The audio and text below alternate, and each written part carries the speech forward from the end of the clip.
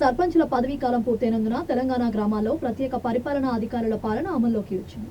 ప్రజా సమస్యలను నెరవేర్చటకై ప్రజలకు అందుబాటులో ఉండే విధంగా ప్రత్యేక అధికారులను ప్రభుత్వం నియమించింది. అయితే గద్వాల్ జిల్లా మల్దక్కల్ మండలం బిజ్వారం గ్రామ పంచాయతీలో విధులు నిర్వహించే పంచాయతీ కార్యదర్శి మొదటి రోజే విధులకు ఆలస్యం కావడంతో ప్రజలు విస్మయం వ్యక్తం చేస్తున్నారు. ప్రత్యేక అధికారుల పాలన ఇలాగే ఉంటుందా అని ఆవేదన వెలుబుచ్చుతున్నారు.